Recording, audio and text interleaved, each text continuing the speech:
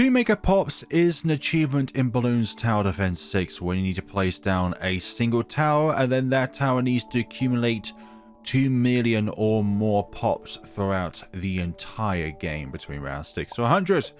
And today we're going to be doing this with the Elite Defender paired with Shrapnel Shot for some of that crowd control. So we're going to be starting this adventure off with a submarine. You might say, well, you can afford a sniper on round 6. Why don't you use that? Well, it's simply because of the fact that the sniper is not very good when it comes to a lot of balloons. It's good against single targets, but not when it comes to loads of targets. But as time goes on, it will be brilliant against both single targets and multi-targets. Hopefully I said all that correctly and all that jazz, but alas, we are going with it. But we are going to be placing Geraldo down on round 9 when we can get him. Let's see, round 8. This one needs a little bit of micro in order for us to pop all the balloons on. Otherwise, some of them may creep their way through, which is not what we want to do. So let's put them both back on first. Lost my train of words there. And... Ooh... Go on. Come off it, you idiot.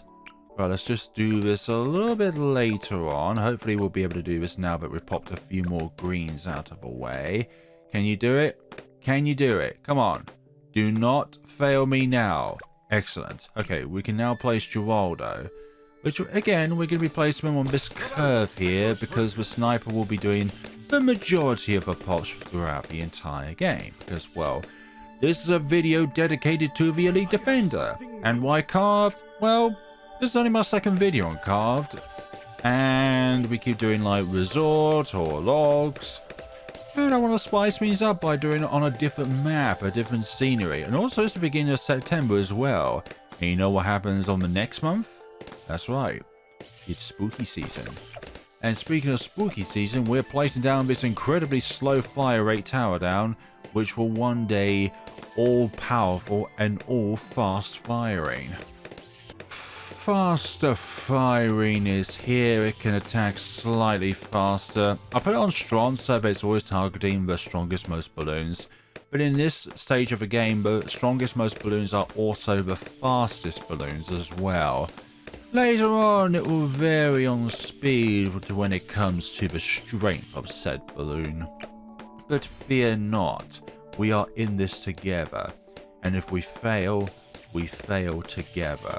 It is never just me in this, it is also you watching as well.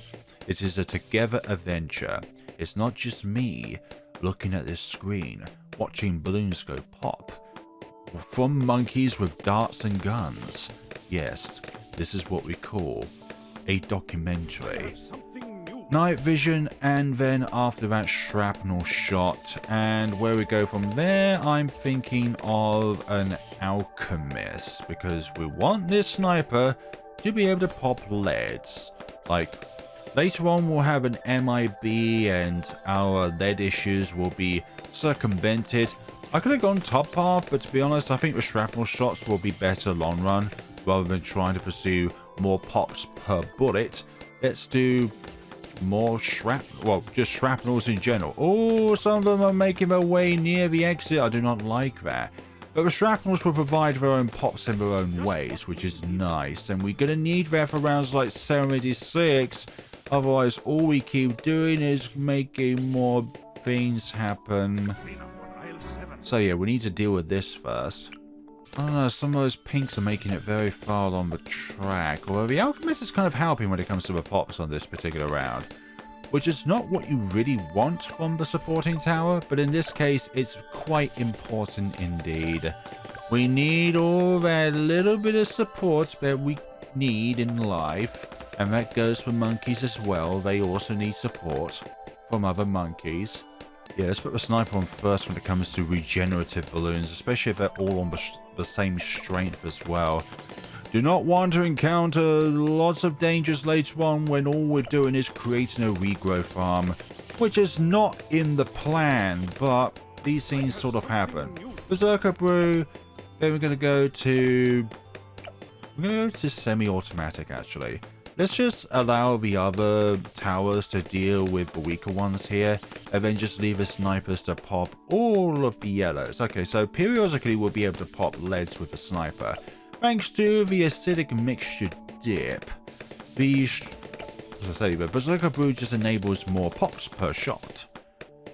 Whenever it is active, that is. It's not going to be permanent, but it will be permanent one day. That day has yet to come.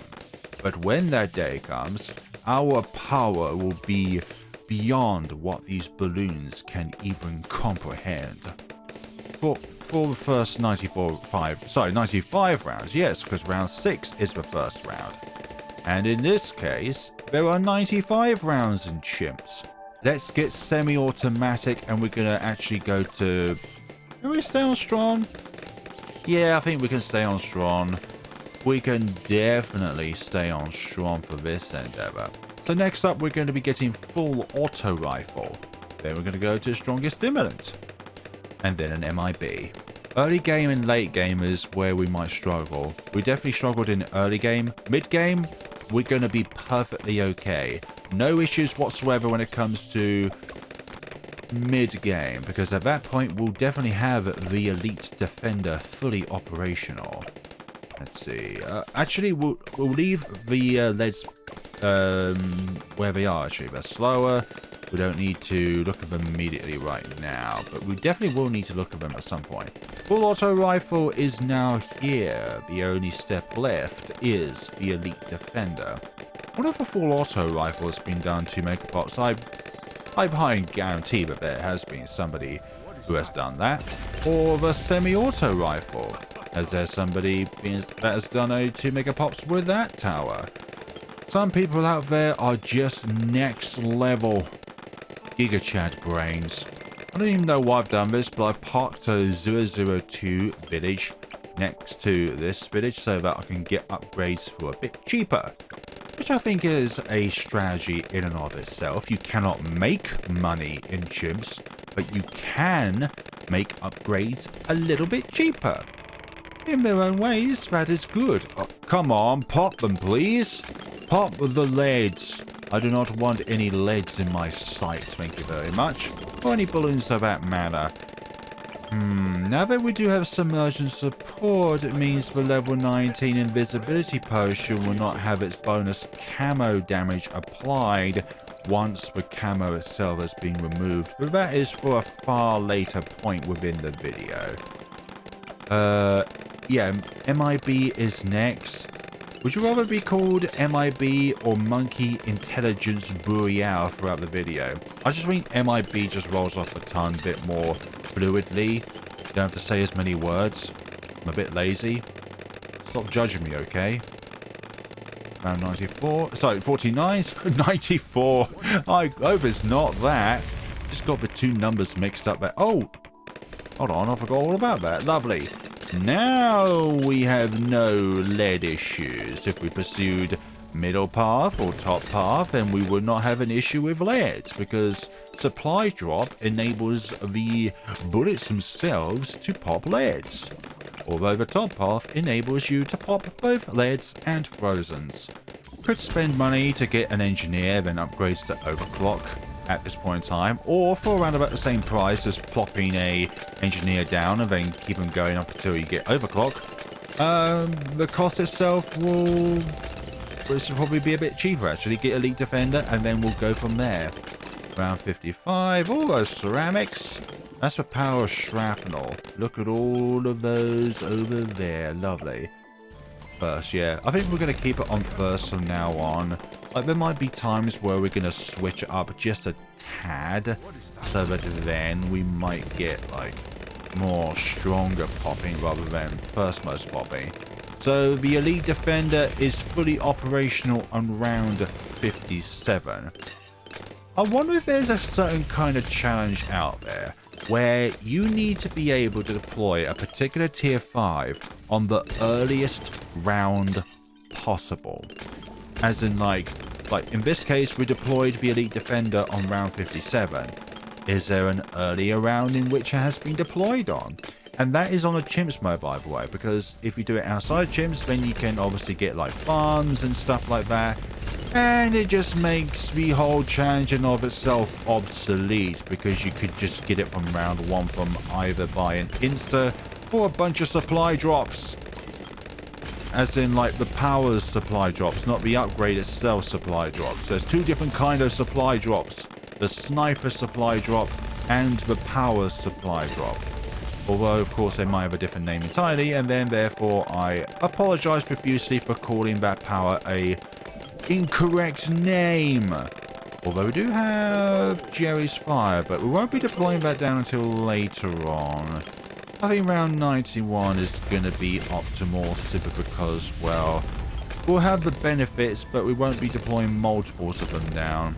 Although we will be doing Sharpening Stone around 81, when it is the better variant, when the Sharpening Stone itself not only does more pierce, but also more damage as well. But if we pursue top path, then Sharpening Stone cannot be applied because you changed the typing of balloons in which you are able to pop. And we cannot allow that, namely something which can now pop leads by default. Doesn't matter if you have MIB, because that is an external buff. It's an internal buff within the upgrade. That's what dependent on if you can actually apply Sharpening Stone or not. Anyways, I keep rambling on about stuff that I've probably also rambled in 5 or 6 other videos, but sometimes there are new viewers watching my videos.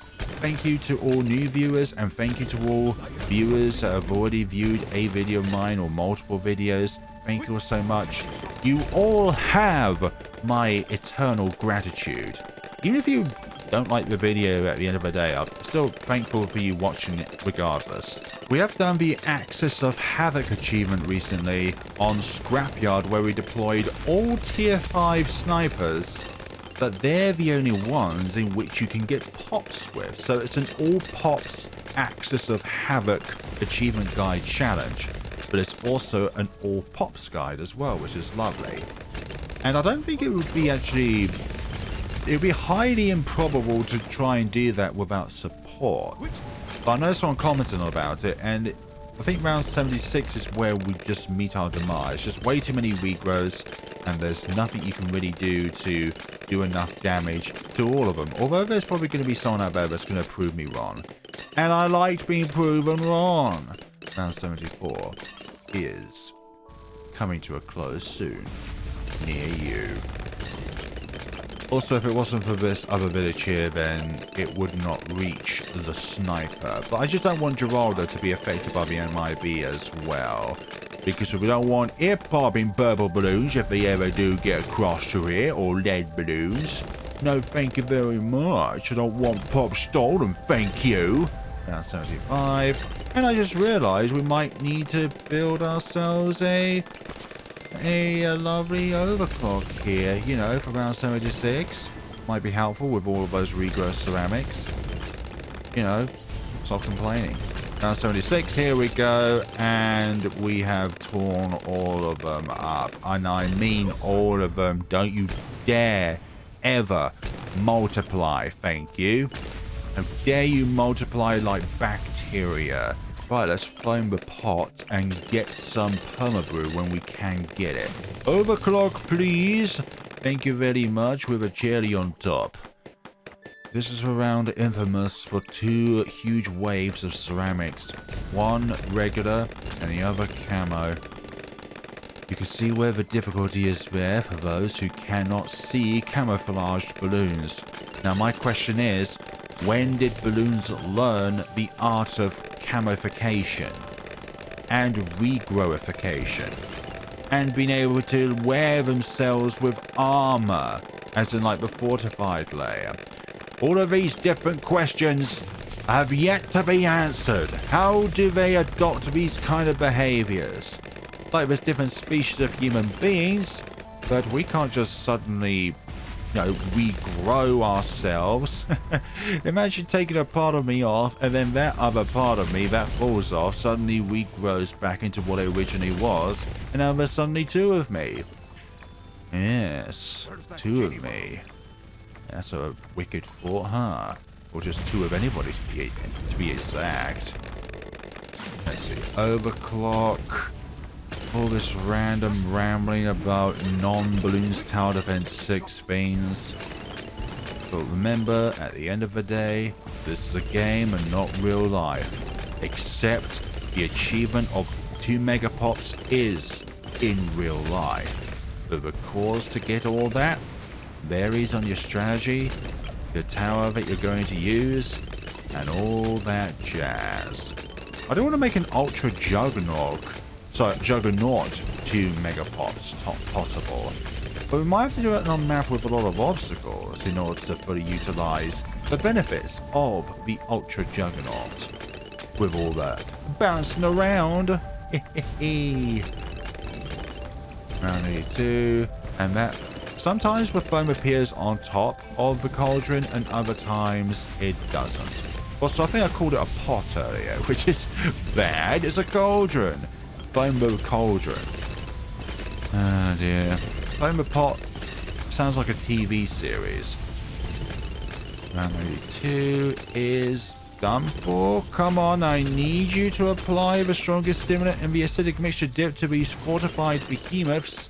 Thank you. Oh, I just remembered we can apply the sharpening stone. I should have done that at the beginning of round 81. But alas, we have it now. And we are doing bonus damage and bonus pierce. Hello. Do you like my my alternate firing range? I say alternate because the actual firing range is an intermediate map. And I've not done one of these challenges on an intermediate map before. I'm still trying to get the hang of these kind of things on an easier map which is more tolerable and can make the most difficult of towers hopefully possible thanks to both track length and map layout. That is the 2 main factors when it comes to the success of a particular combination or a particular 2 Megapops. It's the map length and the map layout. Layout can be just as important as the track length itself because of the fact of obstacles and where balloons will be at any given point in time and all that jazz. We don't want any difficulties here, which is why we picked an open map for the sniper in order to do this challenge on. But we've been doing Resort too many times, we're doing Vlogs too many times. I think those are like the 2 easiest maps to do these sort of challenges on. Scrapyard is even longer than those 2, but because of the obstacles on that map and the only good places being on the boxes, it means that you have a very limited amount of tower placement potential. And also all of the track itself doesn't really converge in a single spot all that well. Like there's the bottom and the east, like they have like multi lanes on that one. But I think really in which you can fully utilize the benefits of a particular tower because of obstacles.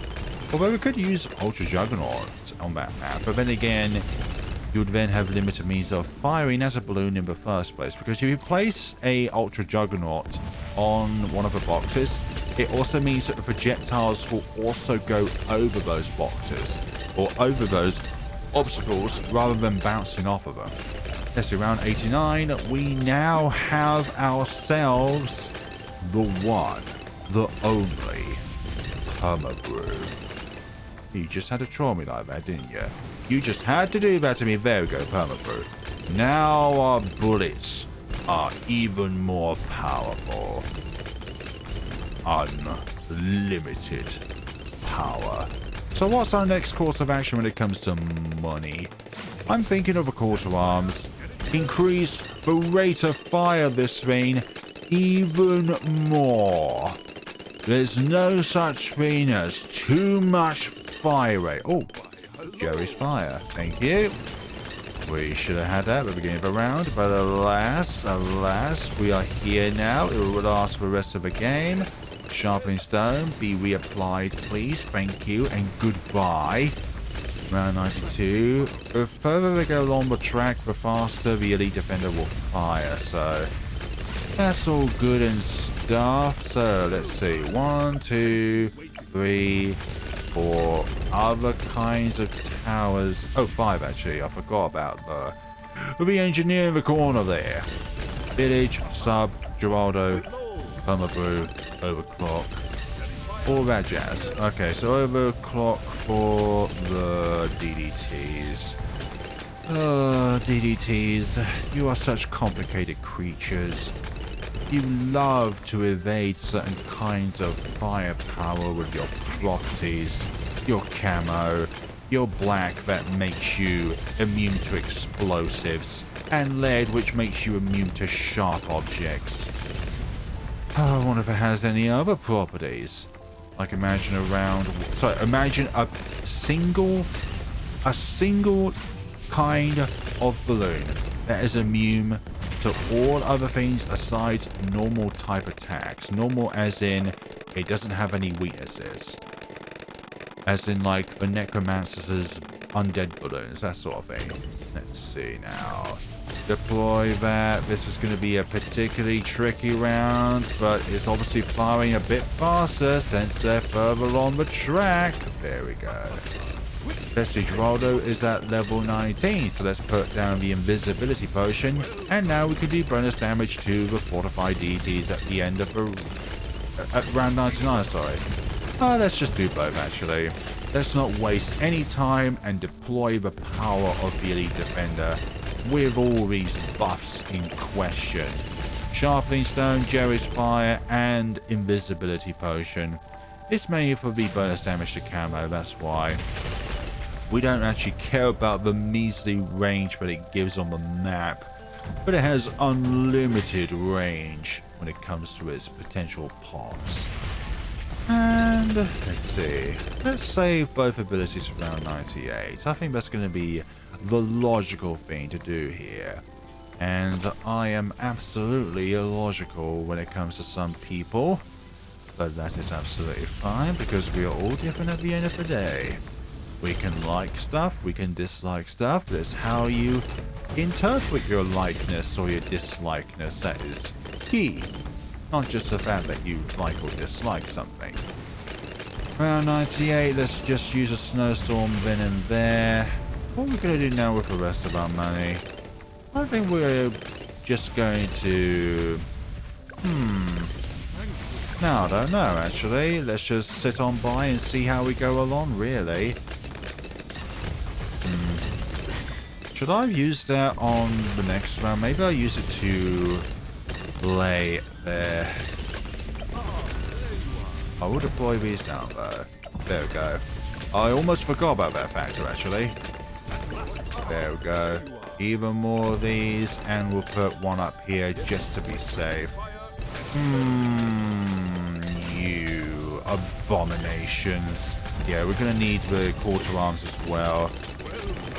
Lovely, lovely, lovely. I also like the fact that they're sending those back for delayed round 100, even though round 100 is here now.